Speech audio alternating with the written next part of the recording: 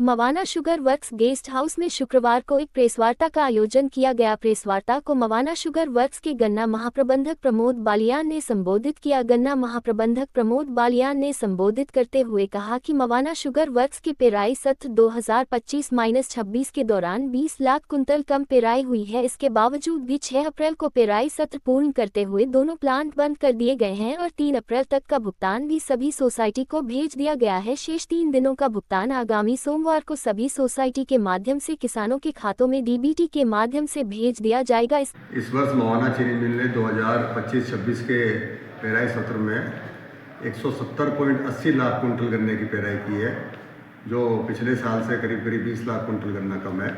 पिछले साल हम लोगों ने 190 लाख कुंटल गन्ने की पेराई की थी। मवाना चीनी मिल द्वारा अभी 3 अप्रैल तक का गन्ना मूल्य भुगतान कर दिया गया है और मात्र 2-3 दिन का भुगतान हमारा शेष है, जिसे हम लोग अगले हफ्ते में सारा समस्त गन्ना मूल्य भुगतान हम कर देंगे। अब भुगतान तो फैक्ट्री का 100% ही किया जा चुका है। इसके साथ साथ मैं ये भी कहना चाहूँगा थोड़ा सा किसान भाइयों से भी कि इस वर्ष शुगर मिल ने लगभग 20 लाख कुंटल गन्ने की पेराई पिछले साल के मुकाबले कम की है, जो कि एक चिंता का विषय है। इसका मुख्य कारण ये है कि किसानों की पैदावार कम हुई है और क्योंकि यहाँ पर पश्चिम उत्तर प्रदेश में और ख़ासकर मवाना में CO 0238 वैरायटी काफ़ी मात्रा में है, इसका एरिया काफ़ी है, तो उसमें टॉप बोरर के प्रकोप की वजह से, टॉप बोरर एक चोटी भेदक कीट है जो सबसे ज़्यादा नुकसान गन्ने की फसल को करता है। उसमें चोटी भेदक कीट लगने के कारण 20 लाख कुंटल गन्ना इस साल फैक्ट्री को कम मिला।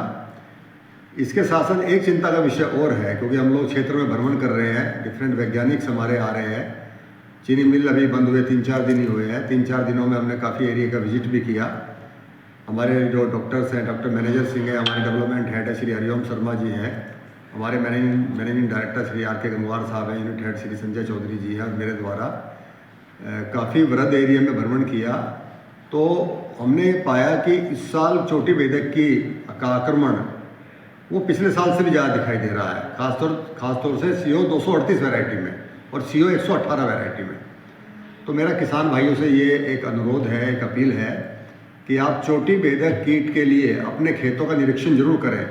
हम लोगों ने इस तरह का कैंपेन अभियान पिछले 4-5 सालों में चला रखा है। सभी किसान भाइयों को इसकी पहचान है कि इस टाइम चोटी भेदक में चूँकि वर्ष भर में 5 पीढ़ियाँ होती हैं, तो पहली पीढ़ी की सुंडी अभी वो गन्ने में प्रवेश कर चुकी है। इसका लक्षण ये है कि वो एक लाल धारी मध्य शिरा के पास दिखाई देती है और बीच में से उसकी जो है ना डेड हार्ट बन जाता है, गोप सूख जाती है। तो किसान भाइयों से हमारा ये अनुरोध है कि उसके पूरे खेत का मतलब एक तरीके से सर्वे करें और इस तरह के जो प्रभावित कल्ले हैं उनको आप जड़ से तो ना ऊपर से काट दें।